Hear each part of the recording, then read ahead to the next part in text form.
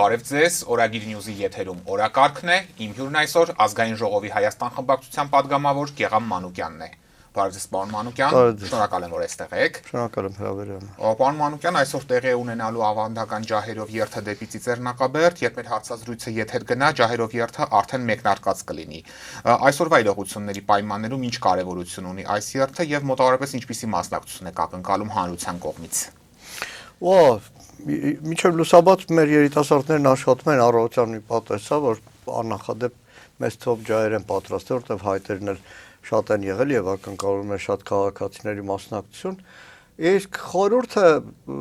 մի երկու անգամ արդյունացել եմ ասելու։ Տասնամյակներս կան շուրջ 26-27 տարի։ Եթե նախորդ բոլոր տարիներին ջահերով երթը հայ երիտասարդի դիրքորոշման ներկայացում էր եւ մեսիջը նաև ուղղված էր արտաքին աշխարհին, որ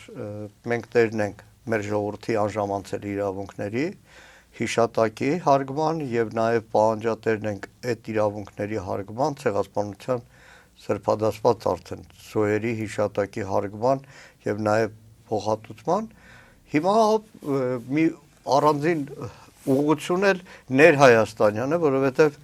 եթե միջազգային ասպարեզում անցնող տասնամյակներին շատ հասկանալի, ընկալելի էր եւ դա արտահայտվում էր տարբեր երկրներում, տարբեր ձևաչափներով, խորհրդարանի, նախագահների, այլ մակարդակներով, ցեղասպանության ճանաչման, դատապարտման, փաստաթղթերի ընդունմանը, գիտական, հասարակական շրջանակներում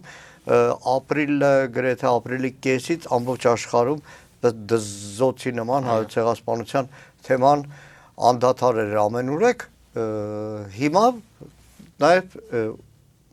այսպես ասեմ, մեսիջը ամբողջ աշխարհին, որ հայ հասարակությունը տարբերություն այսօրվա իշխանության խմբակի լրիվ այլ կերպ է մտածում։ Երիտասարդությունը լրիվ այլ կերպ է մտածում եւ նաև ներհասարակական կյանքում ցույց տալու, որ այս իշխանության այդ քարոզը, այդ քաղաքականությունը տեղ չունի հասարակության մեջ։ Դուք շարունակաբար այս երթը իրականացնում եք տարիներ շարունակ, բայց մենք հիմա տեսնում ենք, որ վերջին տարիներին անգամ պետական մակարդակով Հայաստանում ոչ մի միջոցառում չի կազմակերպվում ցեղասպանության տարելիցների օրը, ավելին իշխանությունները այդ միջոցառումները, ովքեր կազմակերպում են, այդ թվում նաև ջահերով երթը, դիտարկում են որպես իրենց դեմ ուղղված գործողություններ, այս գնահատականները շատ ենք լսել։ Ինչով եք պայմանավորում այս իրողությունը, հատկապես երբ նաև տեսնում ենք, որ անգամ այս քաղաքականությունից հետո Թուրքիայի հետ հարաբերությունների կարգավորման գործընթացում որևէ առաջընթաց չի լինում, Ալեն Սիմոնյանի խոստովանությունն էլ վերջին օրերին հիշում ենք։ Իշխանության այդ հակազդեցությունը եւ ընդ որում շատ տարբեր մակարդակներով ֆեյքերից սկսած պետական մակարդակով մի տոտալ արշավ է սկսում այս օրերին։ Եթե տարիներ շարունակ օրինակ քննարկում էր հասարակության մեջ Թուրքիայի դրոշը վառեցին, չվառեցին, արժի վառել, չարժի վառել, սրանց իշխանության ժամանակ արդեն այսպես դատավճիռ էին արձակում, քրեական գործ, պատժել, դատապարտել, հիմա էլ նույն process-ը կա։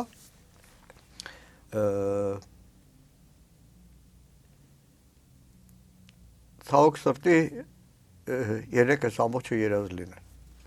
Ցավոք սրտի դառը իրականություն է, որ դու գործ ունես օկուպացիոն մի ռեժիմի հետ, որը ուրանում է ամեն ինչ։ Քո ժողովրդի պատմությունը, անցյալը, ողբերգությունը, իրավունքները, հիշողությունը, ամեն ինչը ուրանում է։ Եվ իրականում այսօր մի հարցազրույցում ասել եմ, բայց ստիպված եմ կրկնել։ Հիմա տարբեր հեռուստաալիքներով այս երկու օրը ցուցադրել են Մայրիկ ֆիլմը, երեք շատ պատահական ուղղակի տանը դիտում էին մի դրվագ, որ բարբերաբար տեսնելուց հետո երբեք չէր տպավորել։ Այս անգամ տպավոր է։ Գերմանացիները օկուպացնում են Ֆրանսիան, մեր հայրենակիցները Զաքարյան Գերդաստանը, որ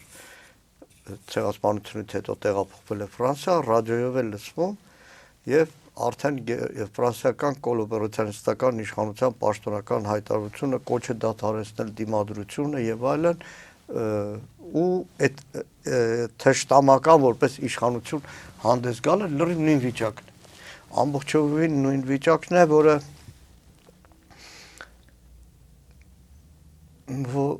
որը նախ չի ընդունվելու, չի ընկալվելու հասարակության կողմից եւ դա ցցուն երևում է եւ այսօր տեղի ունենալիք ջահերով երթի եւ ապրիլ 24-յան ուխտագնացության Անկամ իշխանության ընտրողները այս օրակարգին շատերը չեն աջակցում։ Բայց ցավոք սրտի որպես ժողովուրդ, որպես պետություն մենք դառնում ենք անհասկանալի, անանկալելի, դառնում ենք ուրացող երկիր, որը շատ բացական հետևանքներ հանրային ընկալման վրա, միջազգային հանրային ընկալման վրա ունենալու է։ Եվ ամեն անգամ այս դրվագ ուրացման ամեն մի գործողությունից հետո ակամա միտքը գնում է հիմա Շվեդիայում է ապրում թուրք հայտնի հասարակական գործիչ, դիսիդենտ, երկար ժամանակ նաև անազատության մեջ հայտնված Ռակեփ Ծառակոլուին, որը որպեսզի պատկերացնեք, թե Ռակեփը ինչ պայմաններում էր գործում ու նաև բարձրաձայնում հայոց ցեղասպանությունը, Ստամբուլի կենտրոնում Այա Սոֆիա տաճարի, Սուրբ Սոֆիա տաճարից մի 50 մետր այն կողմ գետնահարկ իր տպարաններ, գրասենյակներ եւ ամեն անգամ հայոց ցեղասպանության մասին որևէ հուշագրություն, որևէ գիրք հրատարակությունից հետո ոստիկանություն, մեղադրանքներ, հետապնդումներ, այդպես հետապնդվեց, բանտարկվեց, դատապարտվեց եւ մահացավ նաեւ նրա հանգուցյալ կինը։ Ու ես պատկերացնում եմ, եթե եւս մեկ անգամ Ռակեփի հետ հանդիպեմ, որի հետ շատ առիթներ եմ ունեցել, կամաչեմ նայել նրա աչքերին։ Կամաչեմ նրա աչքերին նայել, քանի որ լինելով թուրք հասարակական գործիչ, այդ պայմաններում նա գերադասեց ճշմարտությունը ասել, ու մեկ էլ Հայաստանում այս դեպի ուրացում է։ Պետական մակարդակով, ոչ հանրային մակարդակով։ Եվ նույն ջահերի երթի մասով, պարոն Մանուկյան, բացի քարոզչական մակարդակում, որևէ խոչընդոտների հանդիպել եք այս երթը կազմակերպելու, այսպես վարչարարության առումով։ Դե այնտեղ քանի որ ավանդաբար հանրապետության հրապարակում այդ բան տեղադրվում էր, բայց քանի որ Նիկոլ Փաշինյանը որոշել է, որ իր ամենասիրած զբաղմունքը խորոված փարթին պետք է անի, ինչ որ ցեղասպանության հիշատակի հաջորդ օրը ուրացման այդ զզվելի ճղճիմ վիճակը ընտրությունների համար գործածի, բայց դարձանի այդ շոու հրապարակում ուղղակի դժվարություններ են եղել, մնացածը չէ, որովհետև գիտեք տասնյակ հազարավոր մարդկանց հոսքն է, որ որևէ արգելք, որևէ սահմանափակում չկարող կանգնեցնել չի լինի եւ այդ առումով անկեղծ պետք է ասեմ, այսօր առավոտյան հանդիպել եմ Կանադայից ժամանած հայկական դպրոցի աշակերտների խմբի, քիչ առաջ գալուց Պատավոր փողոցում երկու ընտանիքեր զավակների հետ Ֆրանսիայից Մարսելից հատուկ եկել էին ջահերով երթին մասնակցելու համար եւ ինքը դարձել է իրականում համահայկական միջոցառում։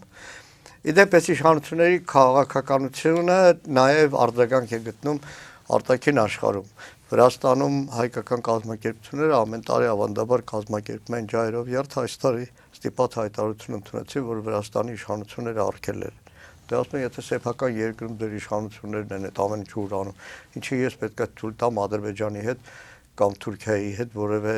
մենք վատամարտ դառնանք, վատամարտ լինեմ, եւ բայց ամբողջ աշխարհում ինքը դարձել է արդեն ավանդական։ Եվ եթե մենք Թուրքիայի դիրքորոշմանը անդրադառնանք, ինչ եք կարծում, օրերից մի օր կգա այն օրը, երբ Թուրքիան պաշտոնապես կճանաչի հայոց ցեղասպանությունը, ներողություն կխնդրի եւ Հայաստանի Հանրապետությանն էլ գոնե փոխհատուցում կվճարի,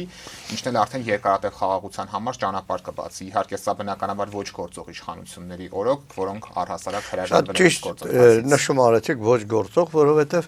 նայեք, մենք իրականում նույն 2000-ականներին 1998-ի Ռոբերտ Քոչարյանի նախագահ ընտրվելուց հետո, երբ որ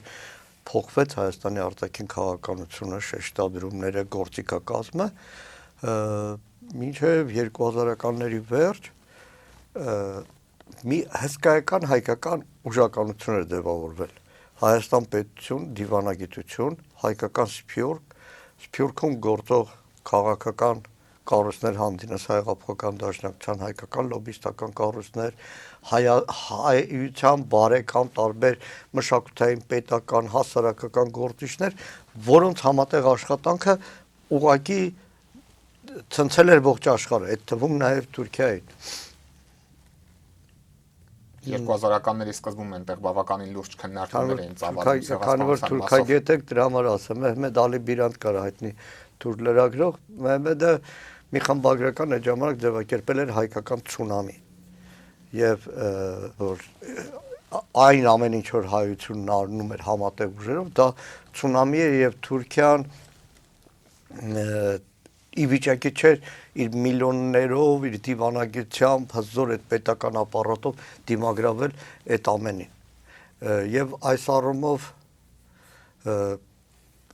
Թուրքիայում էր լուրջ տեղաշարժ այսինքն երբ որ այսպես ասում են լավ հետո ինչ բայց պետք է հիշել որ այդ հայկական ցունամիի օրոք Թուրքիայի այդ ժամանակվա վարչապետ Էրդողանն էր ստիպված արդեն ապրիլ 24-յան ուղերձներ, որը շատ ավելի զղջման, առաջին նշաններն էր, բայց հետո մեջ կուղոց ինչ ցեղասպանություն, ինչ բան, ինչ տեղահանություն, այդ հայրն են մեզ կոտորել, եւ այս իշխանությունը այդ առումով Էրդողանի ձեռքի տված այդ ուղղությամբ շարժվում է եւ իրականում թուրքական նախապայմանը Հայաստանի հետ հարաբերությունները բարելավելու կամ իր ճշտամական գործողությունները սառեցնելու մեկը վերաբերում է միջազգային ասպարեզում հայոց ցեղասպանության հարցի արձակումից հրաժարվելը եւ այս իշխանությունը լիակատար կատարել է այդ նախապայմանը անգամ այդ պայմաններով անգամ Հայաստանի իշխանությունը Ադրբեջանի հետ նախաստորագրել է իրենց սիրած փաստաթուղթը անգամ այդ պայմաններում Թուրքիան շարունակում է նույն ճշտամական գործողությունները եւ այդ Ալեն Սիմոնյանը օրերս Ստամբուլում լացակումած ելույթը, որ ադրբեջանական լոբիստների պատճառով չկարգավորում։ Իրականում այս իշխանության քաղաքական մուրացկանությունն էր, որ մինչև ընտրություններ որևէ թղթի կտոր ստանա Թուրքիայից, որ կարողանա մեր հասարակությանը հերթական անգամ մոլորեցնել, թե տեսեք գնում ենք առաջ, անգամ այդ պայմաններում Թուրքիան շարունակում է կարծր դիրքորոշում, հասկանալով, որ սրանց կարող է կամել մինչև վերջ։ Եվ պատահական չի, որ մինչև վերջը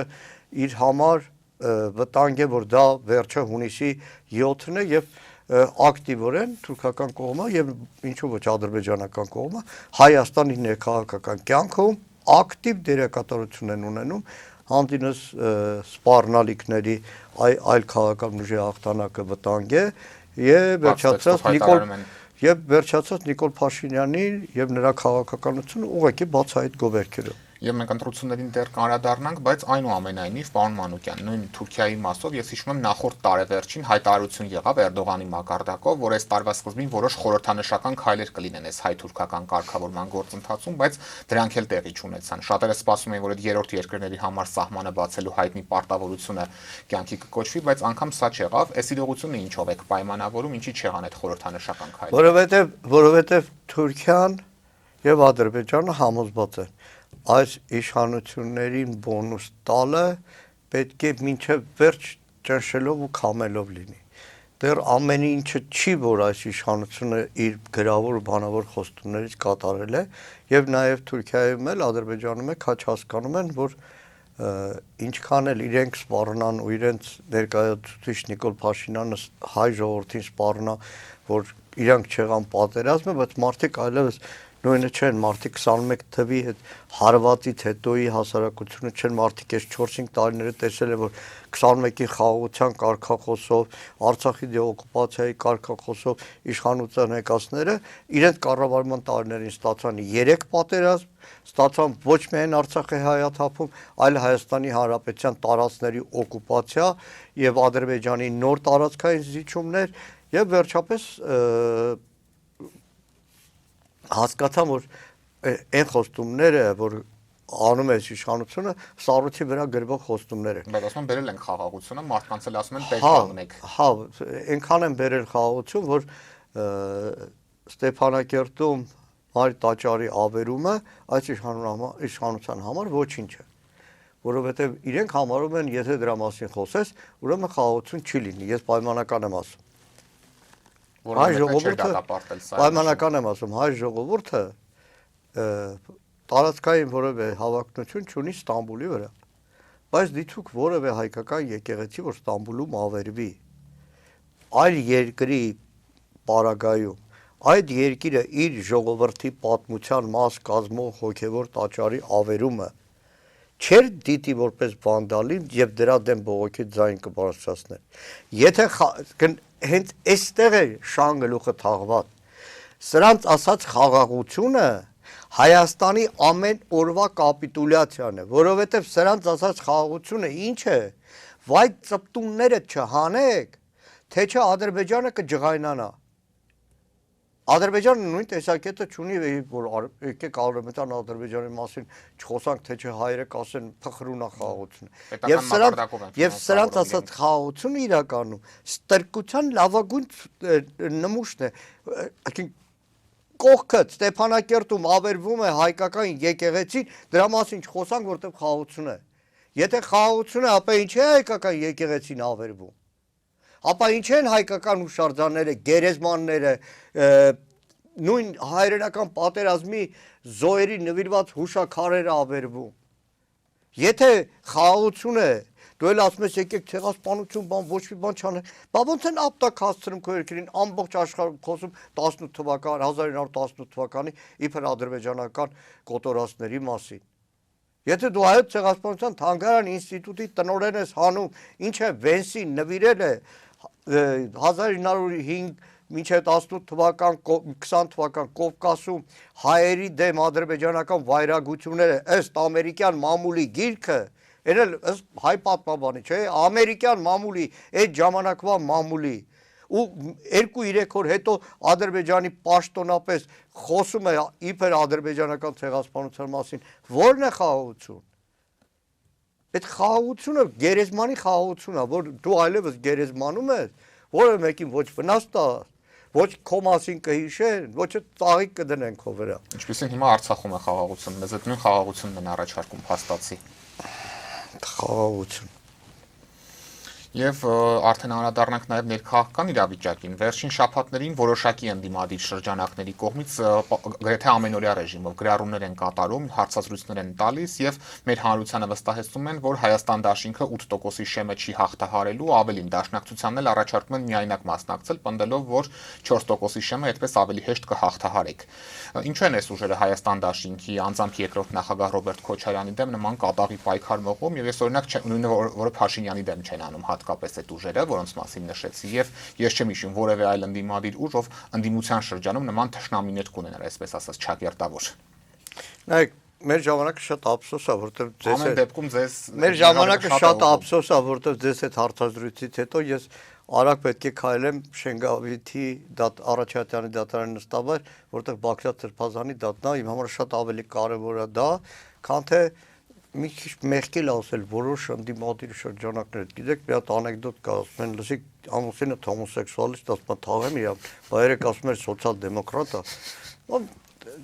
Չարժի մեր ժամանակը վատնել։ Բանա, շատ հասկանալի է։ Ոքի չեմ հասկանում։ Նպատակը ո՞րն է։ Չեմ հասկանում, Նիկոլ Փաշինյանը այսքան աջակից ունի։ Մեզ ամենաշատ ատում է Նիկոլ Փաշինյանը, ԿՊ շրջանակը մրցակցությունը այդ երկու շրջանակների մեջ, թե ով ավելի շատ կատի,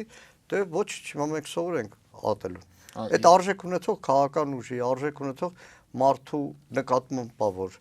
այդ թե չէ լուրջ վերլուծություններ, բաներ շեմ, մեռնում եմ ոնց որ դաշնակցության համար, սկսել են դաշնակցության մասին մտածել։ Ձեր ասում են դուք եք ձեր քաղաքական թևնաջախջախվելու այս ամեն ինչով։ Եվ հասկանում եմ իհարկե չեք ուզում այս կգա ընտրությունների արդյունք այդ ժամանակ խոսենք։ Միայն մի բան, պարոն Մանուկյան, իհարկե հասկանում եմ ձեր չանդրադառնալու շարժառիթները, բայց այնուամենայնիվ մարդկանց վրա սա ինչ ազդեցություն է թողնում։ Ես օրինակ իմ շրջապատում, իմ ծանոթների շրջանում, ովքեր հակված էին ձեզ ընտրել, որոշակի մտահոգություն է սա առաջացրել եւ ովքեր ի սկզբանե մտադիր էին Հայաստան դաշինքին ընտրել, այժմ մտածում են ընդդիմադիր այլ ուժերի ընտրել։ Ինչ հրավիրեք հետները կզրուցեմ, տարհամոզեմ, իրականում ով այսօր այդ թեզերով հանդես է գալիս եւ նաեւ փորձում է ընդդիմադիր հիմնական խաղացողների մեջ պարակտում մտցնել, օր ու գիշեր երազում է Նիկոլ Փաշինյանի վերարտադրության մասին։ Հայաստան, նայեք, իրականում ես դες ասեմ, ներկայացնում եմ մի կուսակցություն, այսինքն այսպես ասեմ, ես ընդունվել եմ դաշնակցության շարքեր Հայաստանում եւ նոր դաշնակցություն իր գործունեությունն էր ծավալում։ Վերաբացման շրջանում 90 թվականից, երբ դաշնակցությունը իր գործունեությունը ծավալում։ Իմ մազերի չափ ես կուսակցություն եմ տեսել, որ ստեղծվել են, երկու օր գործել են, անգամ խորհրդարանում ֆրակցիան ունեցել, հետո կորե գնացել են։ Կորե գնացել են։ Իսկ մենք մնացել ենք ու մնացել ենք զորավոր, որ մինչև հիմա շատերի կոկորտում է։ Եվ մյուս կողմից Եվ վերջապես Ռոբերտ Քոչարյանի գործոնը այս իշխանության առաջին հակազգային քայլերից մեկը եղավ Ռոբերտ Քոչարյանի դերբակալությունը, որտեղ այս իշխանության վախը, այս իշխանության թիրախը թիվ 1 Ռոբերտ Քոչարյանն էր, ու ազգային բոլոր կառույցները, Դաշնակցություն, Հայ առաքելական եկեղեցի, ի վերջո ամեն մեկը գիտի ինչից պետք է վախենա։ Իսկ ինչու հենց Քոչարյանը ինչով եք պայմանավորում այդ վախը նրանից։ Իսկ սկզբունքայնությունը, իր վճռականությունը եւ վերջապես այս իշխանությունը, ինչպես իրենց տերերը, երբեք Ռոբերտ Քոչարյանին չեն կարող ներել մի քանի պատճառով։ Մեկ Ռոբերտ Քոչարյանը մեր երկրում, այսպես ասեմ, կանխատեսելի զարգացման ճանապարհի ճարտարապետն էր եւ այս իշխանության եւ Ադրբեջանի համար Արցախ ազատագրած նախագահ էր, դա չէին ների եւ մինչեւ հիմա էլ չեն ներում։ Բայց սրան զուգահեռ նաև ասում են, որ դուք սրտի ընդդիմություն եք Հայաստան խմբակցության գործունեությանը անդրադառնալով, խորհրդարանում նշում են դուք ձեր ծրագիրը կյանքի չկոչեցիք, որ եկել էիք Նիկոլ Փաշինյանին հեռացնելու օրակարգով, բայց դա չի եղավ։ Եթե այսօր քաղաքական տարբեր շրջանակներ լուրջ հայտ են ներկայացնում եւ վստահություն ունեն, որ հաղթանակ են տոնելու խորհրդարանական ընտրություններին, եթե այսօր շատ շրջանակներ համարում են, որ այս ընտրությունները վճռական է եւ կամ բոլոր նախադրյալները Նիկոլ Փաշինյանի հեռացնելու, այդ ամենի գլադիատորը ասեմ, այդ ամենի մահապարտը ասեմ, այդ ամենի այս 4 տարվա անկուն 24-ժամյա ռեժիմով պայքարի առաջին շարքը այդ Հայ հեղափոխական դաշնակցությունն էր, Հայաստան դաշինքը, Հայաստան ֆրակցիայի մեր պատգամավորները։ Չլիներ այդ պայքարը, լսենք շատ շատերին, տեսնենք այսօրվան կհասնենք, թե ուղղակի այսպես հալած յուղով այս իշխանությունը կշարունակեր պարբերաբար վերարտադրվել։ Այդ մեր կյանքի, մեր պայքարի, մեր ընկերների, մեր զինակիցների բանտարկության ծեծի, կորստի, կենցաղի կորստի միջև աշխատանքի կորստի, միջև կյանքի կորստի արդյունքում է որ եղել է։ Բայց սրան զուգահեռ նաև ձեր վարկանիշների չէ, սա ինչով եք բացատրում։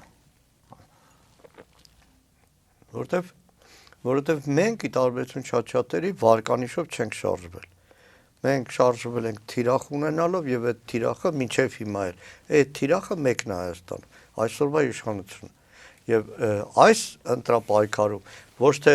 մենք շարժվում ենք այսպես կողքիններին ընդդիմադիրես կամ այն ուժին փնովելու, յետ գցելու մրցակցությունում, այլ մենք շարժվում ենք ուղղակի նայելով այս իշխանության աչքերին, այս իշխանությանը հեռացնելու համար։ Ընդդիմության շրջանում թշնամիներ չունենք, սա կարող եք փաստել։ Միանշանակ, դրա մասին մերոնք շատ հաճախ են ասում։ Բայց սրան զուգահեռ մենք տեսնում ենք, որ ընդդիմադիր մյուս առանցքային ուժերը բացառում են Հայաստան դաշինքի հետ հետընտրական ձևաչափով համագործակցությունը։ Հրավիրեք իրենց տաղավար եւ հարցը դրեք հետեւյալ կերպ. եթե սեղանին դրվի որևէ այլ մարդու ընտրել կամ ընտրել Նիկոլ Փաշինյանի, իրենք ինչպես կքվեարկեն։ Մենք այստեղ դուք սա հայտարարել եք, որ եթե իշխանապողությունը այստեղ մի շատ անկյունաքարային բան է, որ չարժի, որ լուրջ քաղաքական ուժերը կամ լուրջ հայտ ներկայացրած քաղաքական ուժերը ընկնեն այդ թակարդը։ Մենք ասել ենք հետեւյալը. մենք պատրաստ ենք ցանկացած ձևաչափով համախմբան, որը կբացառի այս իշխանության վերարտադրությունը։ Մնացածի հաստատերը այդ թակարդներն ընկնողն է, որը ենթադրում է մի քիչ էլ անփորձության, քաղաքական անփորձության հետևանքով։ Իսկ ցես համար հասկանալի է, նույն օրինակ Բարգավաճ Հայաստանը առաջնորդի մակարդակով հայտարարեց, որ չեն համագործակցի, ուժը Հայաստանը առանցքային Կարծում եմ, որ ներկայացուցիչների Գագիկ Ծառուկյանը ավելի հանգամանալի դրա մասին կխոսի։ լավատեսեք, որ համագործակցություն կստացվի, եթե ընտրությունների արդյունքում այդ Ես կարծում եմ ցանկացած ազգային իրոք երկրի մասին, Հայաստանի մասին մտածող քաղաքական ուժ մազաչափ հնարավորություն, եթե լինի խորհրդարանում այս իշխանության վերարտադրությունը բացառելու, պետք է գնա այդ գործողությանը։ Անկամ ինքնազոհաբերման չասեմ, բայց սեփական ամբիցիաները սահմանափակելու հաշվին։ Իսկ իշխանությունը ինչու է այդքան Գյումրի հայ հատկանշականը, որ պետք է Գյումրու տարբերակով լինի, երբ ընդդիմադիր ուժերը համախմբվեն, ինչու են այդքան այդ սցենարից վախենում եւ մեր հանրությանը դա այսպես մի վատ բան ներկայացնում, որը ժողովրդավարության լավագույն ցուցիչն է աշխարհում։ Իրականում հիմարությունը Գյումրի երկուսը համարել անօրինականություն, որովհետեւ աշխարհի բոլոր երկրներում եւ Հայաստանի Հանրապետության սահմանադրությունը հատկապես այդ խորհրդարանական մեծամասնության տարբերակը հենց այդ է։ Խորհրդարանում եթե չկա բացարձակ մեծամասնություն, քաղաքական ուժեր միավորվում են եւ ձևավորում են կոալիցիա։ Իսկ վախը հետեւյալն է, իրանք բարձ հասկանում են, որ իրանք չունեն մեծամասնություն, իրանք հասկանում են, որ իրանք այդ խորհրդարան չեն կարող տանել քաղաքական ուժերի, որոնք ապահովել նրանց կոալիցիոն մեծամասնությունը, ինչը Երևանում արեցին 8%-ով կարծեմ, եւ մանդատների փոքրամասնությամբ, անգամ այդ դեպքում իրենք բավարար թվով մանդատներ չունեցան։ Հիմա պետք է ընդդիմության վրա ցեխ շպրտվի եւ այդ ցեխը շպրտում են առօրվան գիշեր իրենց ձեռքի տակ եղած բոլոր միջոցներով։ Եվ պարոն Մանուկյան, մենք արդեն պատերազմի շանտաժի մասին խոսեցինք, հայտնի է, որ իշխանությունը մեր հանրությանը սպառնում է, որ եթե սահմանադրական մեծամասնություն չունենան, աղետաբեր պատերազմը անխուսափելի է լինելու, ձեզ էլ ընդդիմադիր 3 առանցքային ուժերին էլ Նիկոլ Փաշինյանը անվանում է պատերազմի եռագլուխ կուսակցություն։ Ինչ եք կարծում, մեր հանրությունը որքանով տեղի կտա այս քարոզչական թեզին եւ ընդդիմությունը, այդ թվում Հայաստան Դաշինքը, սա չեզոքացնելու ուղղությամբ ինչ աշխատանք է կատարում։ Նախ քաղաքացիները հիմար չեն, այսինքն խաղաղության կուսակցությունը ասածը բերել է 22 թվականի պատերազմ, 23 թվականի ռազմական էսկալացիա Վարդենիսում, 23 թվականի Արցախի հայաթափում, չեմ հաշվում են մնացած բոլոր փոքր ընդհարումները, որ տեղի են ունեցել։ Այսինքն լավ 21 թվականին իշխանության գալով լավ Արցախի հայաթափումը դեռ ասում եմ, սա Արցախն է։ Բա Հայաստանի օկուպացված տարածքների այդ գործողության ժամանակ 225 Հայաստանի Հանրապետության զինծառայող է զոհվել։ Այդ ով է բերել այդ զոհերին։ Ով է ում իշխանության օրոքը հայ զինծառայող կին մորթվել։ Ում։ Գիտենք ում։ Հանրությունը հասկանում է սա։ Օրերս որ մարզում ենք Աստված իմ։ Արմավիրեր թե լորի գյուղացիներից մեկն կանգնած եմ մոտցելած Մանուկյան 2006-7-ին եմ ծառայել Իջևան մի անգամ էլ պոստի վրա կրակեցի մի ժամ հետո հրաման եկա որ դիրքում մի հատ չկրակված փամփուշտ տեսանք կդատվեք ոսմա դիրքի ամբողջ ռազմամթերքը ադրբեջանական դիրքի վրա պարպեցինք Էդ էր արժանապատվությունը, էդ էր խաղաղությունը եւ ոչ թե վախենաս դու խոսած հայկական եկեղեցու ավերման մասին։ Ու վախենաս անգամ քո պաշտպանության նախարարության պաշտոնական զինուց ծրագրով հենց ռազմական գործողության օրը 22 թվականի սեպտեմբերի 13-ի հիշատակման օրը վախենաս ծտուն հանես, որ ադրբեջանական ագրեսիայի պատճառով քո բանակի 225 զին ծառայող զոհվել է։ Անուն ազգանուններն էլ մինչև այսօր չեն հրապարակել։ Իդեպ 3 սոցմեդիայում տարածվեց Քրիստինե Վարդանյանն էր բարձրաձայնում էր նախընտրական ծրագիրը կենսական անհրաժեշտությունը շատ կարճ ժամանակում բարձրաձայնել եւ հրապարակել բոլոր զինծառայողները 22 թվական, 23 թվական եւ 44 օրյա պատերազմի։ Սա բան չի, այսպես ասեմ PR գործիք չի PR գործիք չի եւ շահարկման նյութ չի արժանի չի որևէ ժողովուրդ որևէ մեկ նահատակի եթե այդ ժողովուրդը իր նահատակի անունը ազգանունը հայրանունը չի արձանագրում նույն Միացյալ Նահանգները ջախջախիչ պարտություն տեսան Վիետնամում բայց Վիետնամի պատերազմի ցանկացած զոհի անուն արձանագրված է Սրանց այդ փողի ուտելու տրամաբանության մեջ է, որ ասում ես, այդ անունները բանա, զին ծառայողների հիմնադրամը, որ կար այդ 1000 դրամների անունը, որ զինապահը հիմա կոչվում, այնտեղ անունները կան, ամեն ինչը փորձում են փոխկապակցել այդ փողով։ Իսկ ձեզ համար հասկանալի է ինչու չեն հրապարակում։ Ասենք ենթադրելի է թիվը ավելի մեծ է, չեն ցանկանում իրական պատկերը ներկայացնել։ Չեմ կարծում թվի հարցը, որն է շարժարիթը այդ դեպքում։ Այդ ծանր է։ Ուրիշ բան է, որ ասես 3000 այսքան հոգի եւ ուրիշ բան է, որ